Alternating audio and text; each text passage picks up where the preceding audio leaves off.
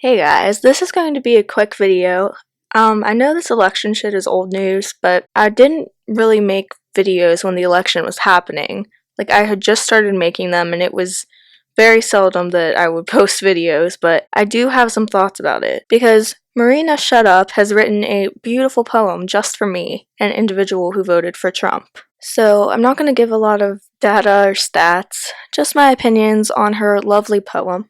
If you voted for Trump, and I know this isn't an insignificant percentage, about half of you voted for a man who says that it's okay to grab women by the pussy. It is. I let my boyfriend do it all the time. Well, not quite half of you, because the popular vote and all that, but the Electoral College is only a problem when your candidate doesn't win, right? I agree. You've just made a point against yourself. Thank you. If you're talking about me, I used to be against it when I didn't give a shit about politics. But ever since I've taken interest in it and actually learned about history and politics, I've never been against the Electoral College. Pure democracy has failed numerous times, and I don't think that only people living in big cities who depend on the government should be the only people who get to decide elections. It's something like only 3 counties would determine the entire election every time if it was based on popular vote. I think that the entire country and people who live in rural areas should have a voice as well. And I get it. You wanted to change. Well, you got one. Thank you, and I still don't regret it despite what leftists keep saying. My friends and my family, people I know, people I don't know, are terrified. Women, people of color, Muslims, immigrants, disabled people, gay people, bi people, trans people, people who are branded as different. We are scared for our lives. Irrationally so, and anyone who is willing to look beyond the bullshit of the media, most college professors, and politicians, and actually look into facts themselves can see that they have nothing to fear. We could see that you guys are using name calling and labels and "I'm scared" as a tactic to get what you want. And shockingly, "Vote for me, you racist, sexist, bigoted, Islamophobic piece of shit" didn't work for Hillary. Donald has always thrived off of fear-mongering. People who are branded as different, we are scared for our lives. Marina, did you forget what you just said 3 seconds ago? Trump has held up the LGBT flag and fully endorsed for all their same rights.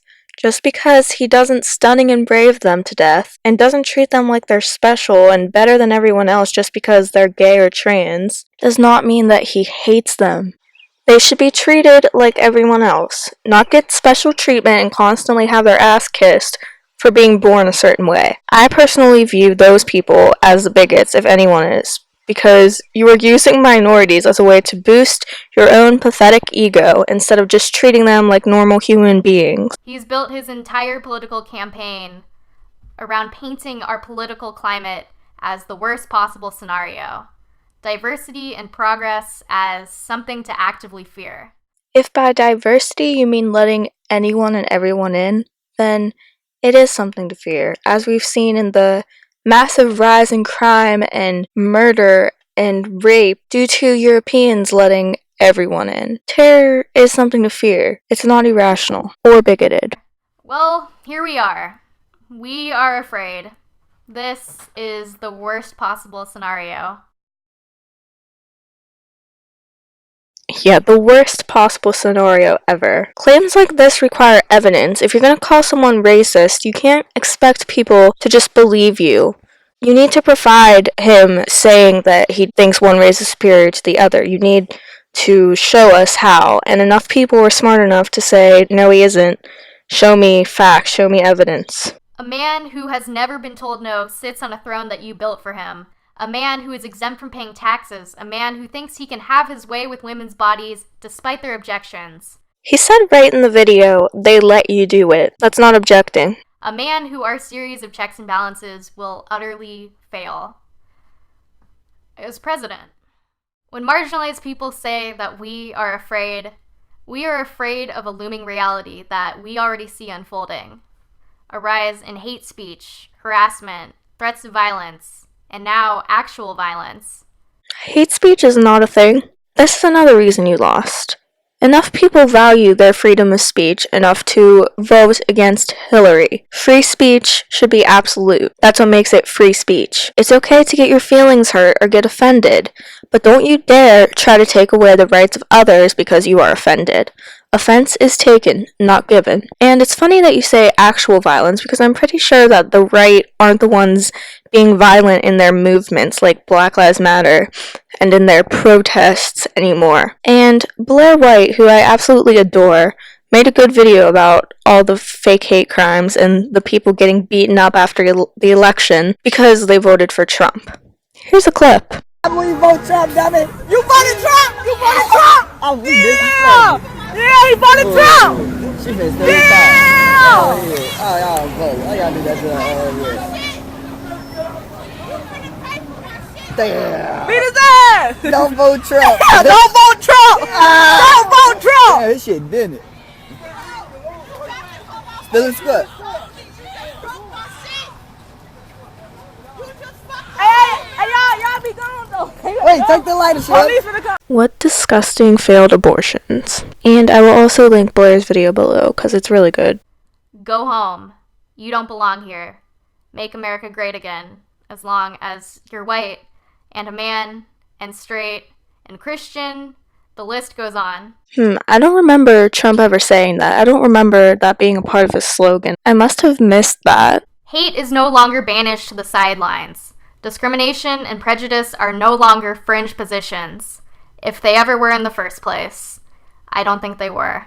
A fire has been quietly kindling in homes across the nation, hidden behind closed doors and screens, on the tip of white America's tongue and quickly swallowed to keep up the guise of equality. Example needed. You are crying that we want better laws against illegal immigrants and stronger borders because of their race, because we're just so mean and bigoted and can't stand anyone who isn't like us. When in reality, the genuine concerns come from the culture of the people who blow up children, promote pedophilia, torture and kill women, think they can rape and get away with it because where they're from, women are punished for getting raped and commit far more violent crimes. We don't want that kind of behavior to become so common in this country that it starts to become the norm and more accepted. We are not okay with those kind of actions. It has nothing to do with race. Equality is a fairy tale you tell your children at night before you build walls in your sleep to keep out anyone who doesn't look like you.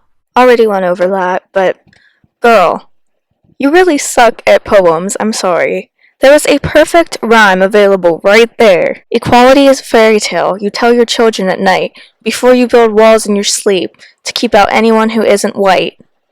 That would have been perfect. The wildfire is spreading. It burns in the hearts of Klansmen publicly celebrating this new America.